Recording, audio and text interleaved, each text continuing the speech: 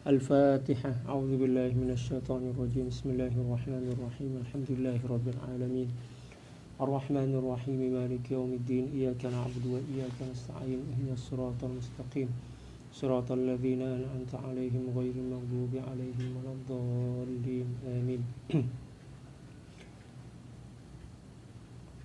أعوذ بالله من الشيطان الرجيم. بسم الله الرحمن الرحيم. بسم الله وبحمده. السلام عليكم ورحمة الله تعالى وبركاته. الحمد لله والصلاة والسلام على أشرف الأنبياء والمرسلين سيدنا محمد وعلى آله وصحبه أجمعين. اللهم اغفر لأمة سيدنا محمد صلى الله عليه وسلم وأصلح أمة سيدنا محمد صلى الله عليه وسلم وفرج عن أمة سيدنا محمد صلى الله عليه وسلم وارحم أمة سيدنا محمد صلى الله عليه وسلم وألف بين قلوب أمة سيدنا محمد صلى الله عليه وسلم لما تحب وترضاه وافتح لنا فتوح العارفين بك بحق سيدنا محمد صلى الله عليه وسلم. سبحانك لا علم لنا إلا ما علمتنا إنك أنت العليم الحكيم ولا حول ولا قوة إلا بالله العلي العظيم. رب اشرح لي صدري ويسر لي أمري واحلل عقدة من لساني يفقه قولي. وصلى الله على سيدنا محمد وعلى آله وصحبه وسلم. الحمد لله رب العالمين. Alhamdulillah, puji syukur kehadirat Allah Subhanahu wa Ta'ala. Salawat dan salam semoga senantiasa tercurah ke atas junjungan dan kasih hati kita Nabi besar Muhammad sallallahu alaihi wasallam. Demikian juga keluarga beliau dan para sahabat serta orang-orang yang senantiasa mengikuti jejak baginda Rasulullah sallallahu alaihi wasallam. Wa salawatullahi wa salamuhu alaika sayyidi ya Rasulullah.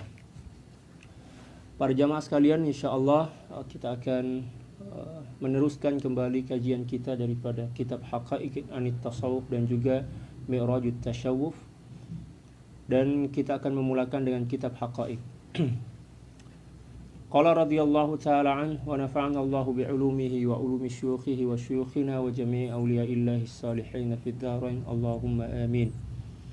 Al-babu tsani al-manhajul 'amali fi at-tasawuf.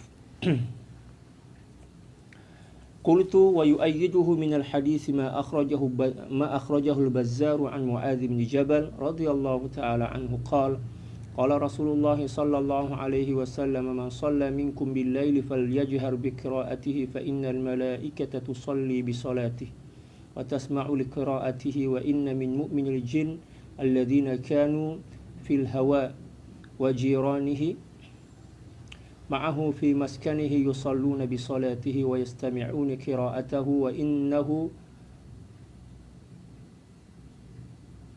ينطرد بجهره بقراءته عن داره وعن الدور التي حوله فساق الجن ومردة فساق الجن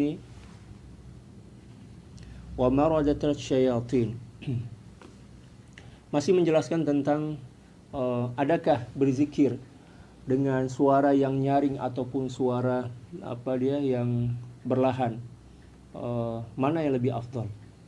Di sini pengarang kitab seperti mana yang telah dinakal daripada Al-Imam Suyuti, demikian juga imam-imam yang lain, Al-Imam Nawawi, bahwa berzikir menggunakan suara yang nyaring itu lebih afdal bila mana tidak mengganggu orang lain.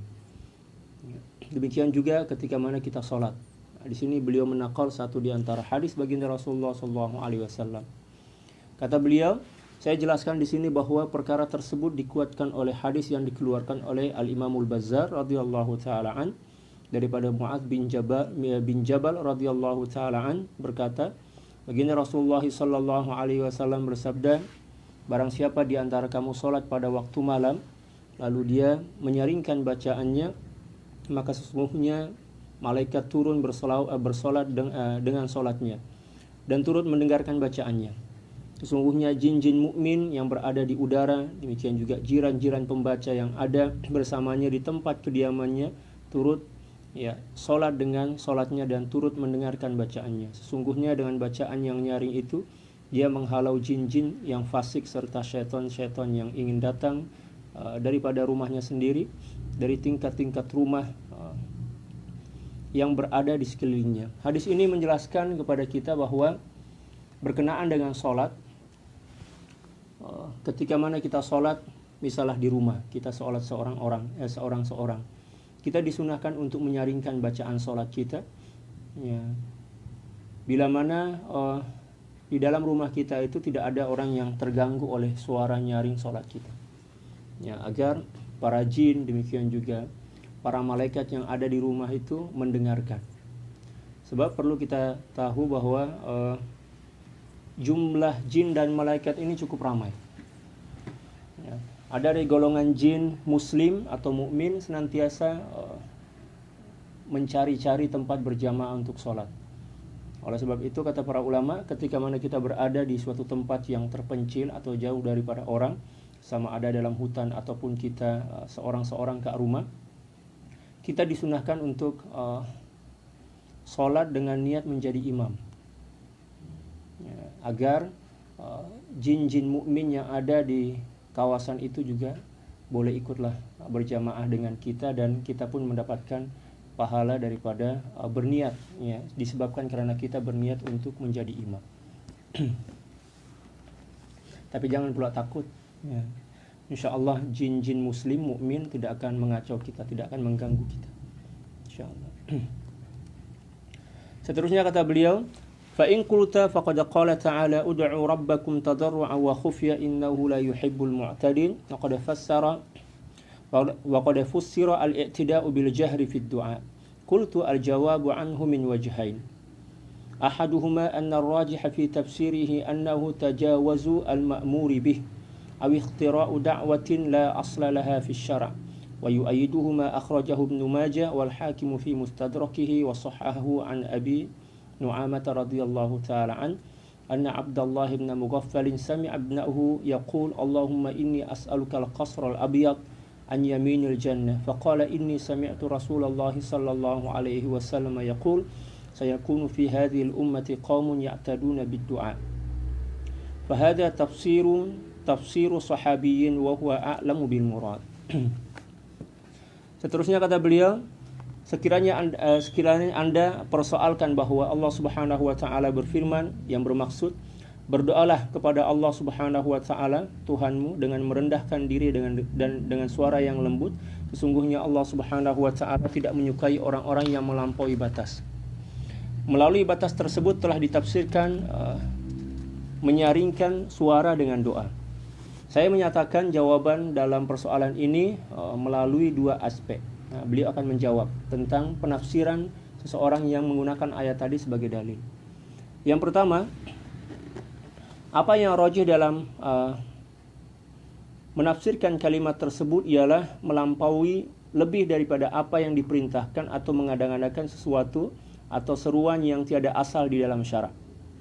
Apa yang menguatkan pendapat ini adalah hadis baginda Rasulullah SAW yang dikeluarkan oleh Ibnu Majah, ya, dan Hakim dalam kitab Mustadrak, ya, beliau dan disahihkannya, yang bermaksud daripada Abu Nu'amah radhiyallahu taala an bahwa Abdullah bin Mughaffal mendengar anaknya berdoa, wahai Tuhanku, sesungguhnya aku bermohon daripadamu akan mahligai putih di kanan syurga.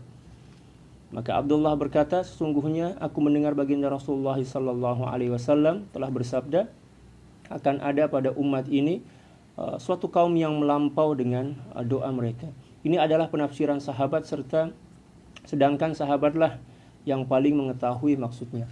Jadi yang dimaksud dengan mu'tadin dalam ayat ini adalah meminta sesuatu kepada Allah Subhanahu wa taala dengan melampau. Ya kan? Bukan berkenaan dengan suara nyaring atau tak nyaring. Ya, macam itu. Ini apa dia bantahan kepada seorang yang melarang kita atau tidak membenarkan seorang untuk berzikir atau membaca Al-Quran dengan suara nyaring, ya, dengan menggunakan atau berdalilkan ayat tadi. Lalu kemudian Sidi Syekh Abdul Qadir Isa menjelaskan dan menerangkan bahwa ayat ini bukan berkenaan dengan larangan untuk berzikir ataupun membaca Al-Quran dalam solat dengan suara yang nyaring dan dianggap sebagai sesuatu yang melampau, tetapi yang dimaksud di sini adalah meminta sesuatu kepada Allah Subhanahu wa taala dengan berlebih-lebihan. Sebab memang ayat ini menjelaskan tentang doa, bukan tentang zikir. Itu bantahan beliau. Yang kedua, kata beliau radhiyallahu taala an, as-tsani an taqdir at-taslimi fal ayatu fi ad-du'a ila fi adh-dzikr wa ad-du'a bi khususihi al-afdalu fihi al-israr li'annahu aqrabu ila al-ijabah. Walidzalika qala ta'ala idh nada rabbahu nidaan khafiyya. Wa min thamma ustuhibba al-israru bil isti'adzati fi sholati ittifaqan li'annaha du'a. Kemudian kata beliau, mengikut kaidah perbincangan, kalaupun kita menerima pendapat tadi, maka ayat tersebut adalah ayat yang menceritakan tentang doa, bukan zikir. Ya, ud'u rabbakum tadarru'an wa khufya innahu la yuhibbul mu'tadin. Ayat ini adalah ayat yang menjelaskan tentang doa, bukan berkenaan dengan zikir. Doa itu khusus dan yang lebih afdal adalah secara rahasia, karena ia lebih dekat kepada mustajab. Oleh sebab itu Allah Subhanahu wa taala berfirman, idnada rabbahu nidaan khafiyya. Tak kala ia, yaitu Nabi Zakaria, memohon kepada Allah Subhanahu wa taala dengan suara yang lembut. Nah, berkenaan dengan doa, kita disunahkan berdoa kepada Allah Subhanahu wa taala dengan suara yang lembut, yang berlahan. Sebab dengan suara berlahan itulah lebih dekat kepada khusyuk. Ya. Adapun berzikir, maka kata para ulama, berzikir ini disunahkan dengan suara yang nyaring, dengan syarat tidak mengganggu orang lain. Sebab dengan suara nyaring ini kita dapat mengambil manfaat yang lebih. Di antaranya adalah untuk membangkitkan semangat, yang kedua juga untuk menghilangkan rasa ngantuk. Demikian juga agar orang-orang yang ada di sekitaran kita mendengarkan dan mereka juga boleh ikut mengikuti zikir kita. Ya. Yang penting adalah tidak mengganggu orang lain. Adapun bila mana zikir dengan suara nyaring itu boleh mengganggu orang lain, maka kita sirkan, ya, kita perlahankan. Fa in qulta faqad nuqila 'an Ibnu Abbas radhiyallahu ta'ala anhu annahu ra'a qauman yuhalliluna bi raf'i as-sawti fil masjid faqala ma arakum illa mubtadi'ina hatta akhrajahum min al-masjid. قلت هذا الأثر عن ابن مسعود يحتاج إلى بيان سنده ومن أخرجه من الأئمة الحفاظ في كتبهم وعلى تقدير ثبوته فهو معارض بالأحاديث الكثيرة الثابتة المتقدمة وهي مقدمة عليه عند التعارض.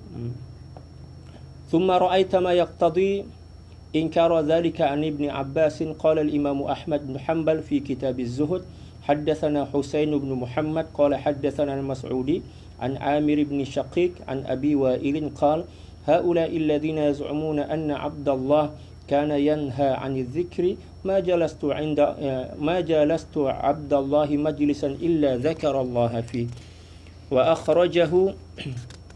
وأخرج أحمد في الزهد عن ثابت البناني قال إن أهل الذكر لا يجلسون إلى ذكر الله وإن عليهم من الآثام أمثال الجبال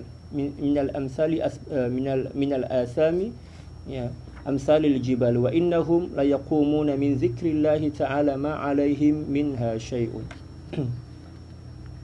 وقال العلامة الكبير الشيخ محمود الألوسي في تفسيره عند قوله تعالى وإن تجهر بالقول فإنه يعلم السر وأخفى. وقيل نهي عن الجهر بالذكر والدعاء لقوله تعالى واذكر ربك في نفسك تضرعا وخيفة ودون الجهر من القول. Seterusnya kata beliau,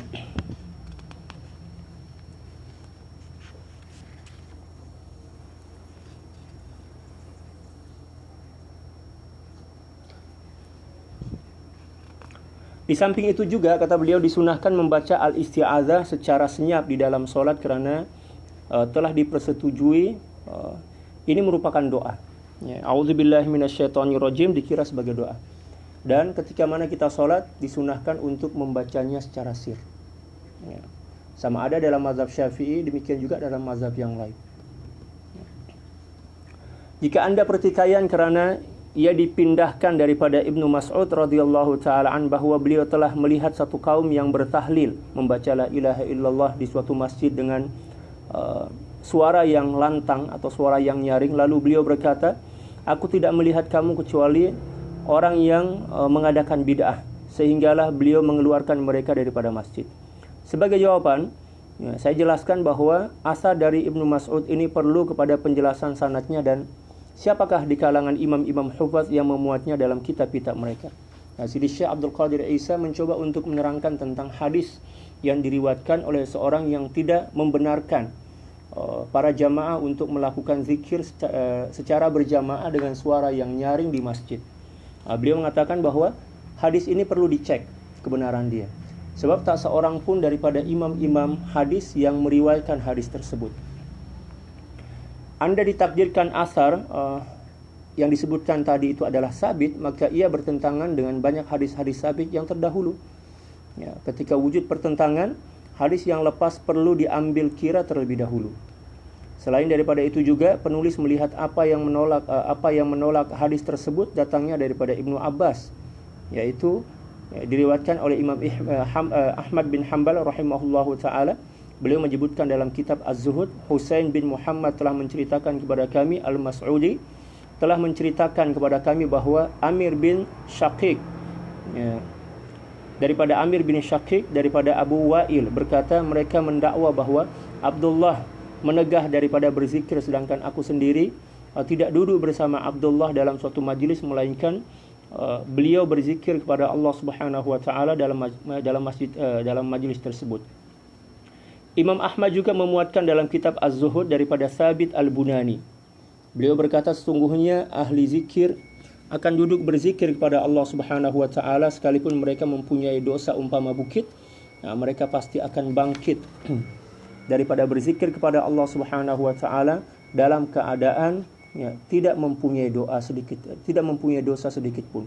Nah, di sini Imam Ahmad mencoba untuk meluruskan dan memperbetulkan bahwa apa yang dianggap oleh seorang yang tak tahulah sumber daripada hadis itu daripada siapa, yang mengatakan bahwa Sayyidina Abdullah bin Mas'ud melarang seorang atau suatu kaum untuk melakukan zikir secara berjamaah di masjid dengan hadis-hadis yang diriwayatkan oleh Imam Ahmad, yang mana Imam Ahmad menerangkan dalam beberapa riwayat tadi bahwa Sayyidina Abdullah bin Mas'ud tidaklah berdiri daripada suatu majlis kecuali setelah beliau berzikir secara berjamaah.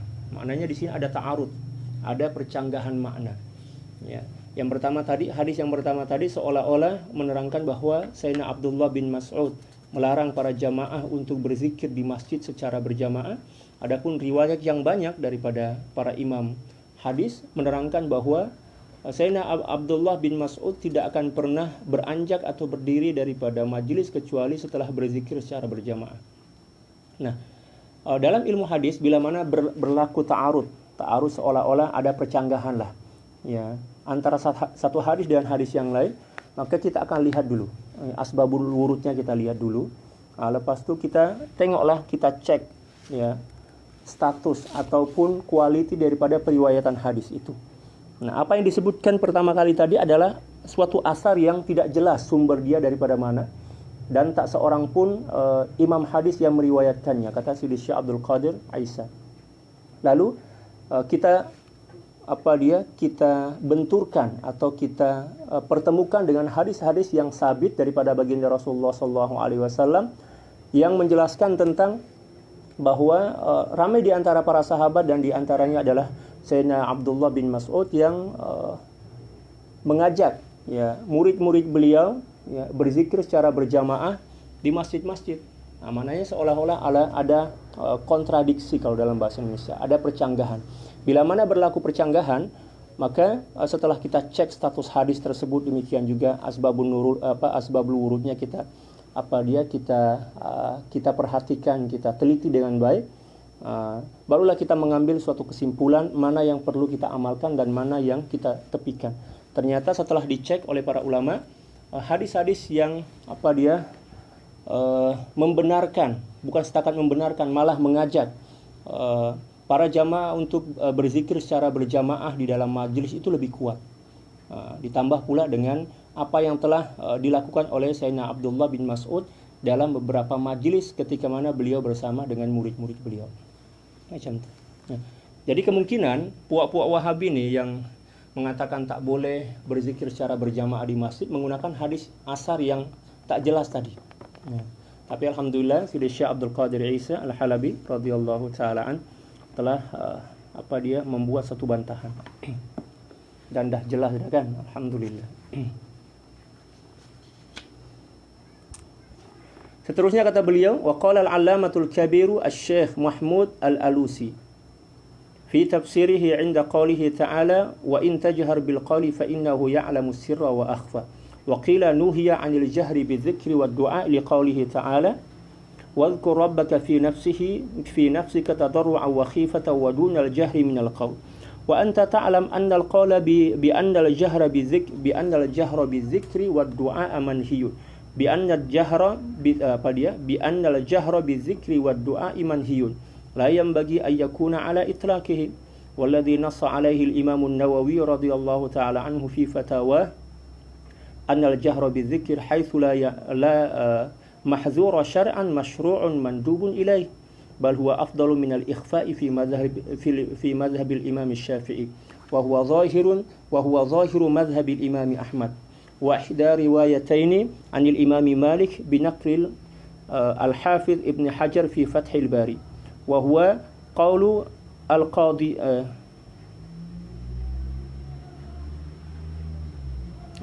wa huwa qawlu al-qadi Khan, nama orang wa huwa qawlu al-qadi Khan fi fatawahu fi turjumati masaili kayfiyatil qira'ah wa qawluhu fi babi ghuslil al-mayyit ya wa yukrahu raf'u as-sawti fi dzikri fa adh-dhahiru annahu liman yamshi ma'al janazati kama huwa madhhabu asy-Syafi'iyyah la mutlaqan wa qala al-Alusi aidan wa ikhtara ba'd al-muhaqqiqin anna al-murada duna al-jahri al-balighi aw az-zahidi ala qadri al-hajati fayakunu al-jahru al-mu'tadil wal jahru biqadri al-hajati dakhilan fil ma'muri bih wa qad sahha ma yazidu ala 20 hadithan fi annahu katsiran ma yakunu yajharu bizikri wa sahha an Abi Zubairi radhiyallahu ta'ala anhu annahu sami'a Abdullah ibn az-Zubair yaqul kana Rasulullah sallallahu alaihi wasallam idza sallama min salatihi yaqulu bi sawtihi al-a'la la ilaha illallah wahdahu la syarika lah lahul mulku wa lahul hamdu yuhyi wa yumit wa lahul hamdu wa huwa ala kulli syai'in qadir wa la hawla wa la quwwata illa billahi wa la na'budu illa iyyah lahun ni'matu wa lahul fadl ila an qala wa qad allafa asy-syekh Ibrahim al-Qurani alaihi ar-rahmah fi tahqiq hadhihi al-mas'alati risalatayn jalilatayn samma ulahuma nasr az-Zuhri fi dzikri bil jahri wa thanihima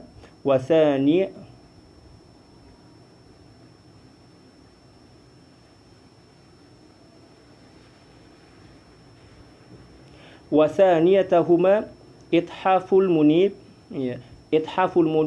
bil awwab bi fadli al-jahri bi dzikrillah. Seterusnya kata beliau Al-Imamul Alusi. Al-Imamul Alusi ini merupakan pakar hadis. Beliau mempunyai tafsir ya, Tafsirul Alusi. Ya, kalau tak silap beliau bermazhab Hanafi. Beliau banyak membantah tafsiran-tafsiran daripada Sayyidi Imam Fakhruddin Ar-Razi daripada mazhab Syafi'i. Tetapi biasalah perdebatan sebatas ilmu je. Ya, bukan bermakna berdebat dan saling membenci, tak.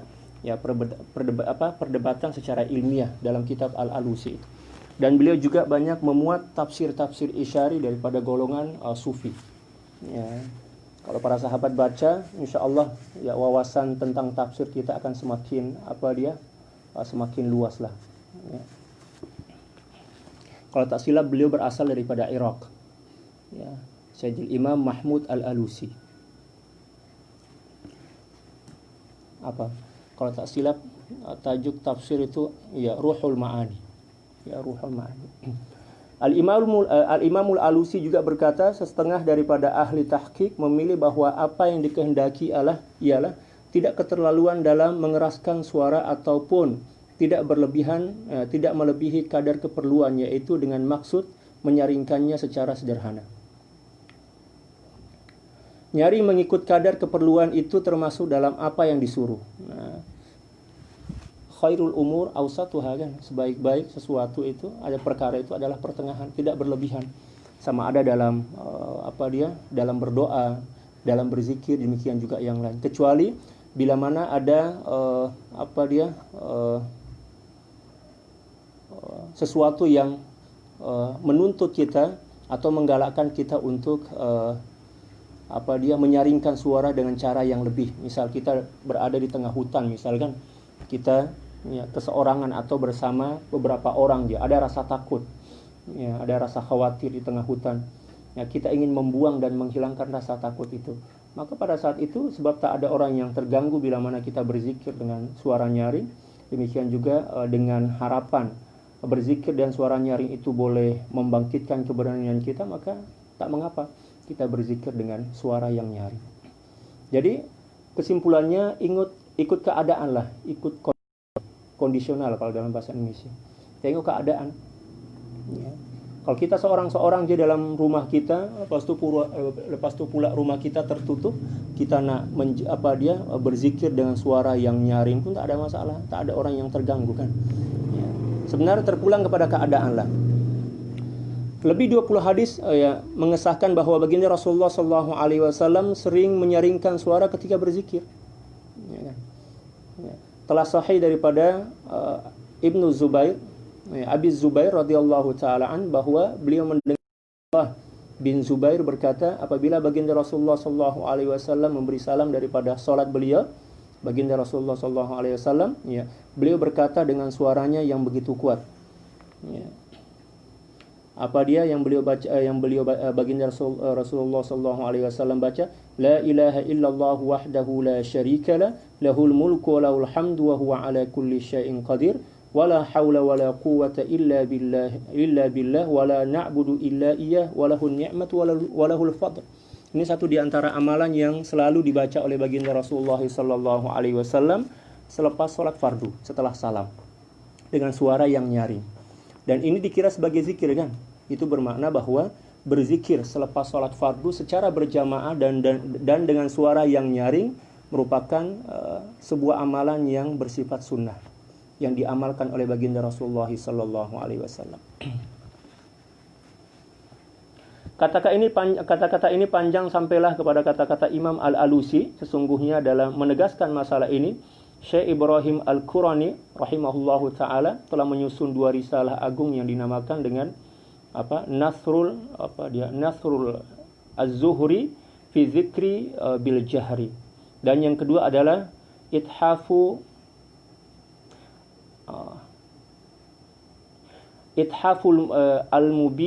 al-Munibil Awwa fi fadlil jahri bi zikrillah, yang menjelaskan tentang keutamaan dan bolehnya dibenarkan kita berzikir dengan suara yang nyaring. Seterusnya afdaliyatu zikril jahri. Qala al-allamatu at-Tahawi fi hasyatihi ala marakil falah, اختلف هل الإصرار بالذكر أفضل؟ فقيل نعم لأحاديث كثيرة تدل عليه، منها خير الذكر الخفي وخير الرزق ما يكفي، ولأن الإصرار أبلغ في الإخلاص وأقرب إلى الإجابة. وقيل الجهر أفضل لأحاديث كثيرة منها ما رواه ابن الزبير رضي الله تعالى عنهما، كان رسول الله صلى الله عليه وسلم إذا سلم من صلاته قال بصوته الأعلى لا إله إلا الله وحده لا شريك له له الملك وله الحمد وهو على كل شيء قدير ولا حول ولا قوة إلا بالله إلى آخر الحديث. وقد كان صلى الله عليه وسلم يأمر من يقرأ القرآن في المسجد أن يسمع قراءته.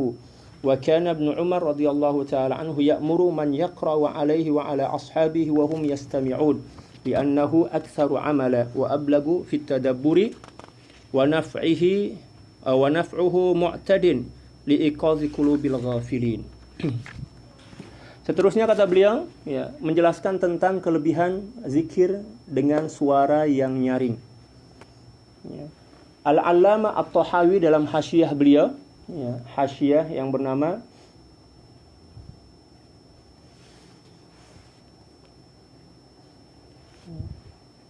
Hasyiyah ala Maraqil Falah, nama kitab. Ya, beliau berkata telah diperselisihkan adakah berzikir secara sir itu lebih afdal.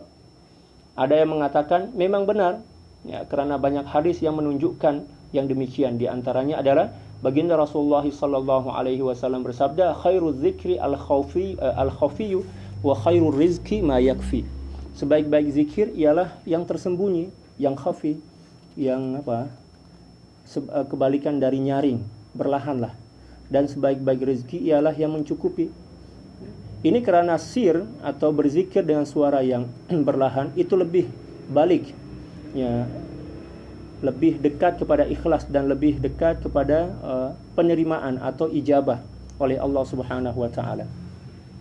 Ada juga yang mengatakan bahawa berzikir dengan jahar lebih baik kerana banyak hadis yang menunjukkannya. Ya, antaranya apa yang diriwayatkan oleh Ibnu Zubair radhiyallahu taala anhuma. Baginda Rasulullah sallallahu alaihi wasallam kata beliau, apabila setelah melakukan solat fardu setelah salam, beliau berzikir dengan menggunakan lafaz la ilaha illallah wahdahu la syarikalah, lahul mulku wa lahul hamdu wa huwa ala kulli syai'in qadir, wa la haula wa la quwwata illa billahil aliyil azim, dengan suara yang nyaring. Rasulullah sallallahu alaihi wasallam sendiri menyuruh orang membaca Al-Qur'an di masjid agar bacaannya didengari. Ibnu Umar radhiyallahu taala anhuma menyuruh orang yang membaca Al-Quran kepadanya dan juga kepada para sahabat sedang mereka semua mendengarnya. Ya, mudarasah lah istilah kita, tadarusan. Nah, ini sebagai bukti bahawa berzikir secara jahar, ya, dengan suara yang yang nyaring itu disunahkan mengikut keadaan. Ini kerana amalan tersebut lebih banyak, ya, perbuatannya, maknanya lebih banyak manfaatnya. Lebih mampu untuk ditadaburi serta manfaatnya mampu menyadarkan hati orang-orang yang lalai. Dan kita telah sedia maklum bahawa suatu kebaikan yang boleh kita tularkan kepada orang lain itu lebih baik dibandingkan kebaikan yang mana kita seorang je yang menikmati kebaikan itu. Kita seorang je yang mendapatkan pahala dia. Oleh kerana itu, dalam qawaidul fiqhiyah para ulama telah menyusun satu kaedah, ya, yang menjelaskan tentang perkara tersebut. Mereka berkata, al-khairul muta'addi khairun minal qasir. Ya, suatu amalan yang boleh kita tularkan dan boleh diambil manfaatnya oleh orang lain atau orang ramai, maka itu lebih afdal dan lebih dicintai dibandingkan suatu amalan yang setakat kita aja yang mendapatkan manfaat daripada amalan tersebut. Seterusnya kata beliau,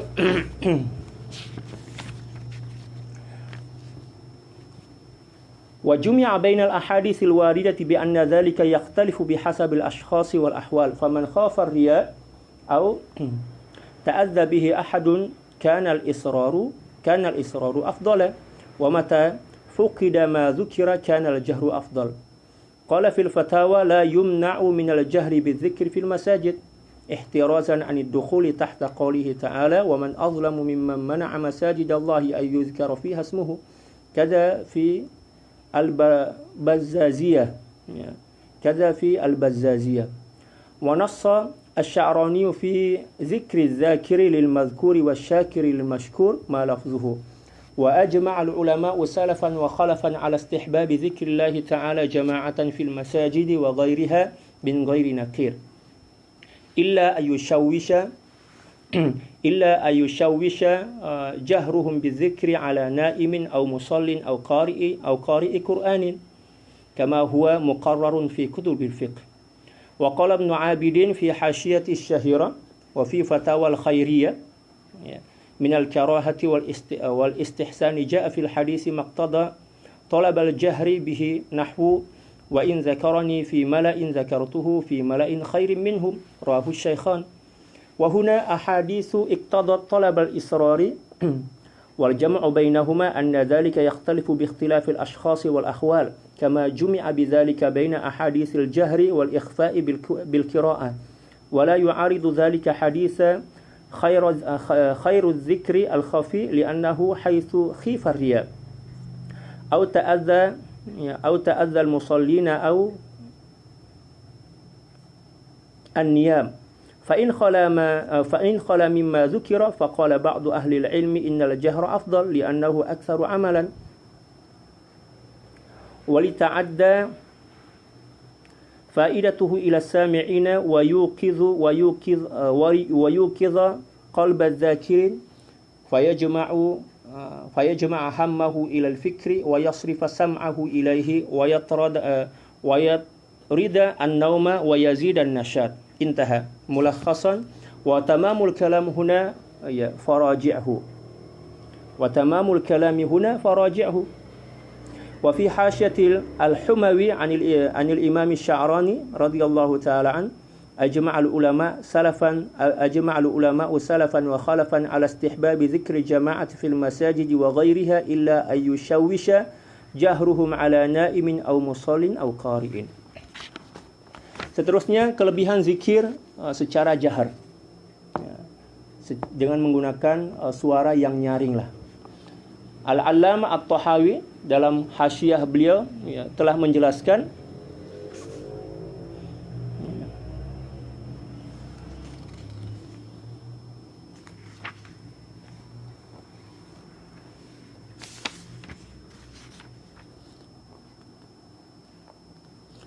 seterusnya kata beliau, apabila dihimpun antara hadis-hadis yang warid daripada Rasulullah sallallahu alaihi wasallam, difahami bahwa ianya berbeza mengikut perbezaan individu dan situasi.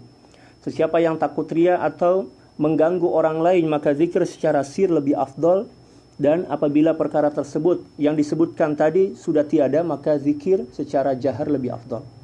Tadi kata beliau, untuk menghimpun dua makna hadis tadi atau beberapa hadis tadi antara jahar, afdoliyah jahar ataupun sir, maka mengikut keadaan. Ya. Bila mana keadaan tidak mengganggu orang lain, maka berzikir dengan suara yang nyaring itu lebih afdal, kata beliau. Disebutkan dalam fatwa, jangan ditegah terhadap orang yang menyaringkan suara semasa berzikir di masjid kerana berwaspada daripada tergolong dalam firman Allah Subhanahu wa taala, "Wa man azlamu mimman mana'a masajidallahi ay yuzkara fiha ismuh." Dan siapakah yang lebih zalim daripada orang yang menghalangi menyebut nama Allah Subhanahu wa taala dalam masjid-masjidnya. Demikian juga terdapat dalam Al-Bazzaziyah, Al-Imam Asy-Sya'rani menyebutkan dalam zikrul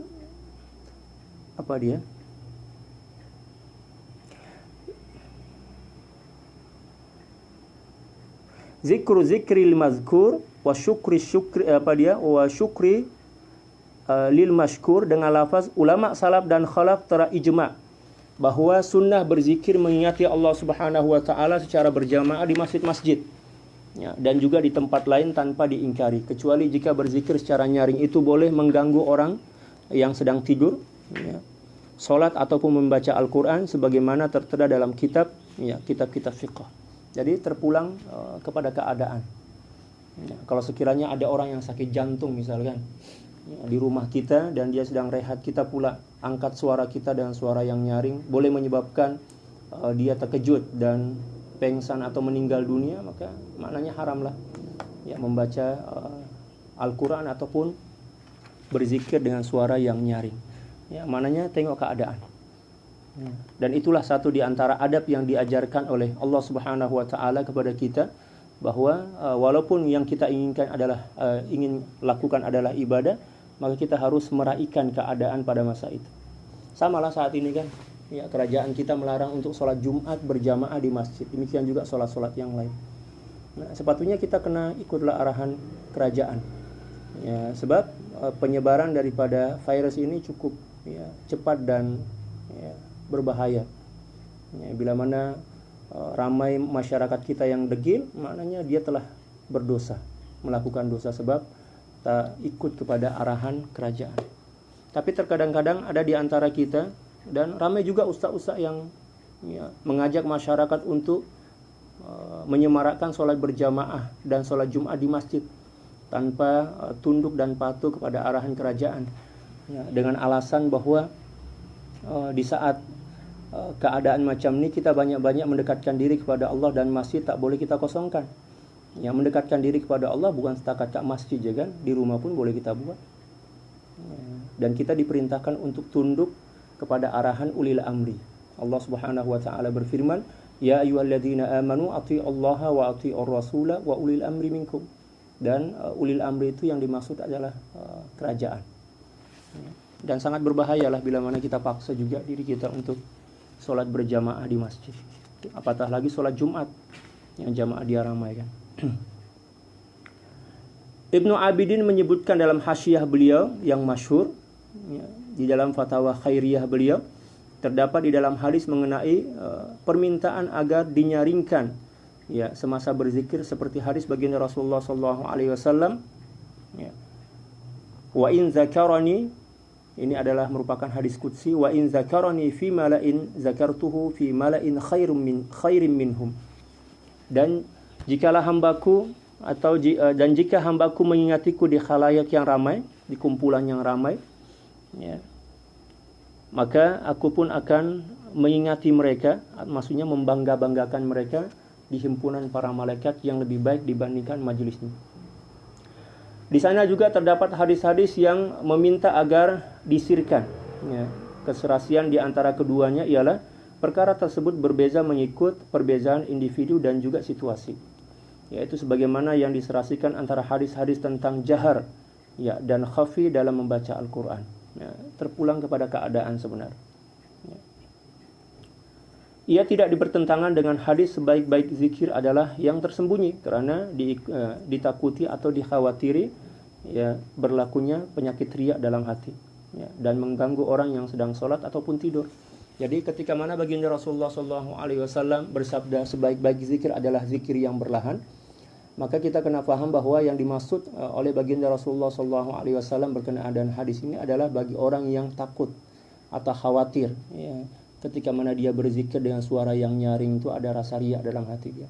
Oleh sebab itu baginda Rasulullah SAW bagi nasihat kepada para sahabat itu untuk berzikir dengan suara yang berlahan bila mana dikhawatiri akan timbul sifat riya bila mana mereka berzikir dengan suara yang nyaring macam itu.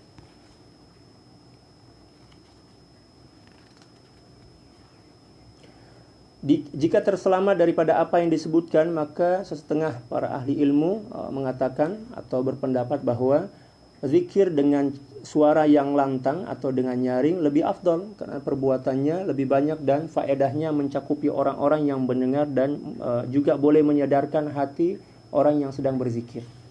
Ya, terkadang kita berzikir dengan berlahan itu hati kita lalai kan, tapi bila mana kita berzikir dengan nyaring maka boleh membangunkan atau mengejutkan hati kita yang sedang lalai. Menyebabkan dia menghimpun semangat serta ya. Demikian juga pendengarannya kepada fikiran ya. Selain itu juga menghilangkan mengantuk serta menambahkan kecergasan. Ringkasnya cukuplah sampai di sini saja bahwa mereka yang ingin rujuk maka rujuklah kepada kitab-kitab tadi maksudnya. Terdapat dalam Hasyiah Al-Humawi daripada Al-Imam Sya'rani radhiyallahu taala an ya.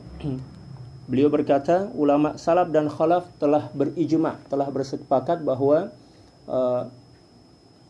sunnah berzikir secara berjamaah di masjid-masjid dan di tempat lain kecuali jika berzikir dengan nyaring itu boleh mengganggu orang yang sedang tidur, orang yang sedang sholat ataupun membaca Al-Quran, dan telah menjadi ijma' para ulama. Demikian juga Al-Imam Nawawi dalam kitab, kalau tak silap dalam kitab Minhajut Talibin kalau tak silap, beliau telah menakal ijma' para ulama yang mengatakan bahwa berzikir berjamaah di masjid, demikian juga dengan suara yang nyaring, itu adalah sesuatu yang sunnah apabila perbuatan tersebut tidak mengganggu orang yang sedang sholat ataupun orang yang sedang membaca Al-Quran ataupun orang yang sedang tidur. Nah, maknanya telah menjadi ijma' para ulama. Bila mana ulama telah berijma', maknanya kita kena ikutlah, sebab merupakan suatu kewajiban bagi kita untuk mengikut kepada apa yang telah disepakati oleh para ulama. Wallahu a'lamu bissawab. Seterusnya zikir lidah dan hati. Insyaallah malam nanti kita akan sambung.